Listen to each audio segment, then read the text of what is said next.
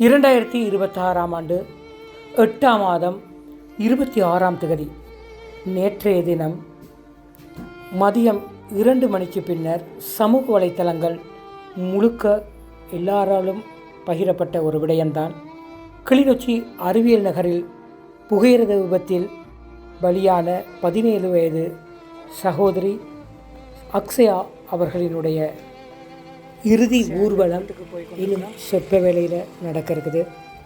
இந்த துயரத்தை பகிரும் வகையில் நாங்களும் இந்த இடத்துக்கு வந்திருக்கிறோம். இப்போ நாங்கள் நிற்கிற இடம் பார்த்திங்கன்னு சொன்னால் அக்ஷயாவினுடைய வீட்டுக்கு முற்றத்தில் தான் நின்று கொண்டிருக்கிறோம்.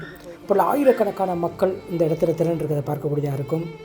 எல்லாருமே பார்த்திங்கன்னு சொன்னால் பாடசாலை மாணவர்கள், ஊர் மக்கள், பொதுமக்கள், அரசியல் பிரமுகர்கள் என பலரும் இந்த நிகழ்வில் கலந்து கொண்டிருக்கிறத பார்க்கக்கூடியதாக இருக்கும்.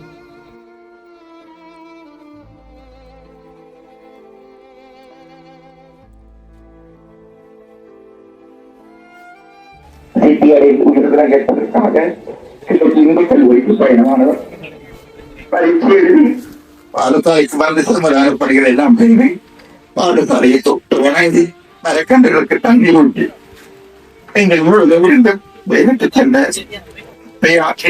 விடுபடுவாரும் தெரியாத மன்னர் மாடி கற்று கொண்டு அமைத்த போதும் அவர்கள் இந்து கல்லூரிக்கு போயிருந்தார்கள்.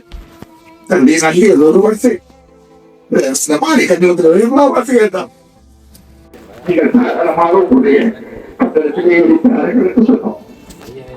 இந்த செய்தி கேட்டவுடனே என்னுடைய பாடசாலை குடும்பம் மிகவும் அளித்தது. பிள்ளைகள் எல்லாம் பிரதித்தார்கள். ஆசிரியர்கள் ஒரு முறைகளை மன்றாடினார்கள். எவ்வாறு யாருக்கு எந்த இழப்பும் ஏற்பட்டுவிடக் கூடாது என்று துடித்தார்கள். சகோதரி லட்சுமியா சிறந்த கட்டித்தார்கள். இந்த ஒரு நாங்கள் நைனி இருக்கக்கூடிய ஒரு மாணவியாக நாங்கள் எதிர்பார்த்த ஒரு மாணவி. அவரை ஒரு மகள் போல நான் ஏதாவது கோவில் தெரியாமல் சொல்லி ஒரு கிடைக்கக்கூடிய ஒரு பிள்ளை. இப்பொழுது இந்த பத்மியாவை பிடிக்க வைக்க முடியவில்லை. இந்த காலையிலே அவருடைய சகோதரரை நான் வைத்தியசாலை சென்று பார்வையிட்டு எல்லோரும் நினைக்காக உங்களை பிரார்த்திக்கின்றேன். இந்த மகளை மனவள குளத்திலே பார்க்க வேண்டிய இந்த குடும்பம் தந்தை தாய் இத்தகைய ஒரு நிலையை பார்ப்பதை பொறுத்துக் கொள்ள முடியவில்லை. இவங்களை விருப்படி செய்தார் என்று நினைக்கவில்லை. பிள்ளையோடு தாய் நல்ல அழகான குடும்பம். பெண் பிள்ளைகள், ஆண் பிள்ளை, அம்மா அப்பா பிள்ளைகளுக்காக தவம் இருக்கின்ற இந்த வழியிலே அழகான ஒரு குடும்பம். 5 குருவிகள், ஒரு குருவி இன்றோடு பறந்து விட்டது நிற்கின்ற போது பரிதாபமாக இருக்கின்றது. உண்மையிலே தாய் ஓர் பரீட்சை நெருங்குகின்ற போது ஒன்று ஊழலுக்காக தாய் அந்த பிள்ளையை அலங்கரித்து பாடசாலைக்கு கொண்டு வந்த முறையை கட்டண வேண்டி பார்க்கின்றேன். ஒரு அழகான ஒரு பிள்ளையாக அலங்கரித்து அந்த ஒன்று ஊழலில் தாயினாக சேர்ந்து அந்த நிகழ்விலே கலந்து கொண்டு அந்த பாடசாலையில் இருந்து விடுவித்து சென்றார்கள். அக்ஷயா, உங்களுடைய பெயருக்கு நம்முடைய பாடசாலையில் ஒழிக்கும். உங்களுடைய ஆத்மா சாந்தி அடைய இல்லாமல் இறைவனை பிரார்த்தித்ததை தவிர இல்லை. உங்களுடைய ஆத்மா சாந்தி அடைய வேண்டும். இந்த குடும்பத்தாருக்கு நல்ல மனபலத்தை இறைவன் வழங்க வேண்டும் என்று ஆண்டவனுடைய பாதங்களை அவனர்களாக அவன்தான் வணங்கி விடைபெற்றுக் கொள்கின்றேன். நன்றி. மல்கர் பிள்ளையினுடைய வாழ்க்கை பருவத்திலே அந்த பிள்ளையினுடைய எதிர்காலம் எவ்வாறு எதிர்நோக்கி செல்ல போகின்றது என்று நாங்கள் எல்லோரும் காண விளைந்த அந்த ஒரு நொடிப்பொழுதில் இறைவனுடைய கணக்கிலே முடித்து விட்டால் போல் எங்கள் எல்லோரும் மத்தியில் இருந்தும் விடைபெற்று சென்றிருக்கக்கூடிய அக்ஷயாவை ஒரு கணம் மனதார நினைந்து தொடர்ந்து அஞ்சலியுரை நிகழ்த்துமாறு கிளர்ச்சி இந்து கல்லூரியினுடைய முதல்வர் பேசுகிறேன் அவர்களை அன்போடு அழைத்து நிற்கின்றோம்.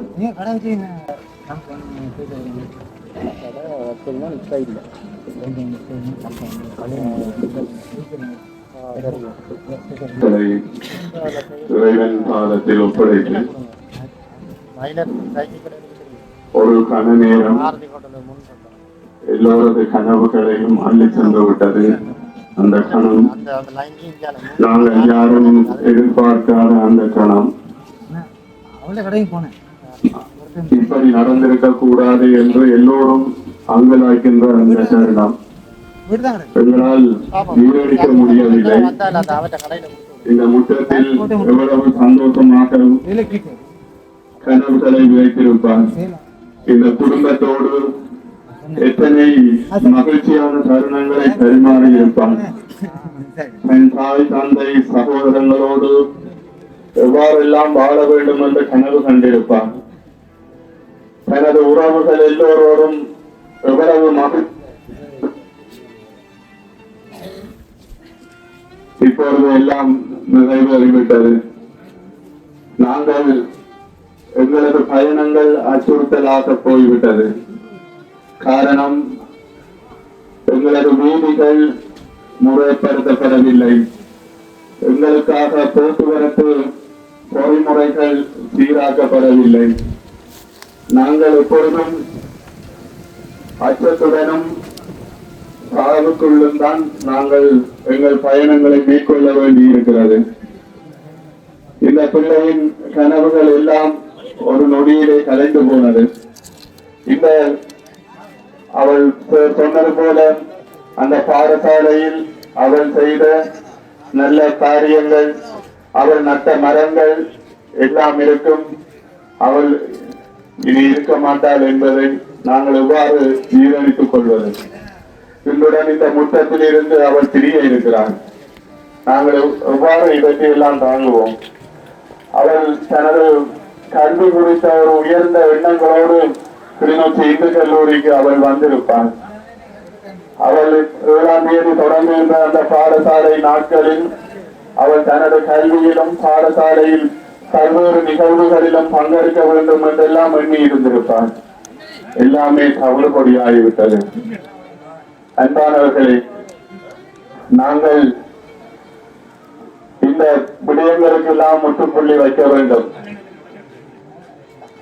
எங்கள் வீதிகள் சீரமைத்து வீதி பாதுகாப்பு பொறிமுறைகள் எல்லாம் ஒழுங்குபடுத்தப்பட்டு இந்த இவ்வாறான விபத்துக்களை எமது சமூகம் எதிர்காலத்தில் சந்திக்க கூடாது என்பதை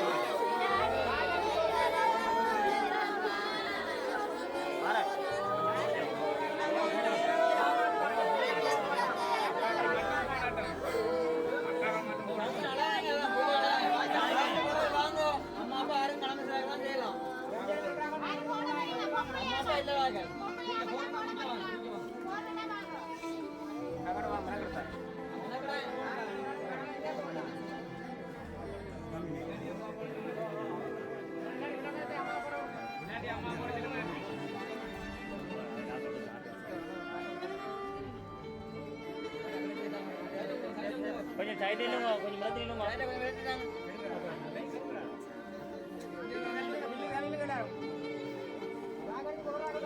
போட விடுறேன் அப்படியே போட்டு போங்க.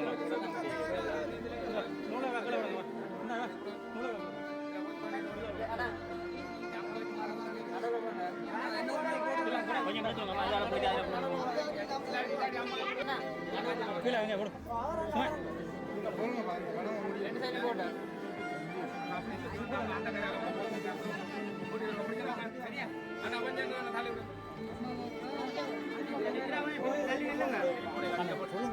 என்னையா என்னையா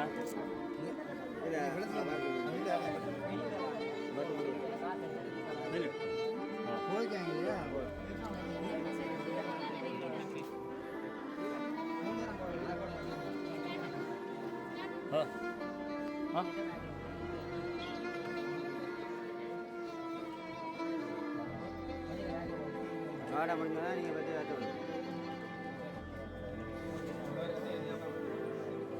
சரி ஓகே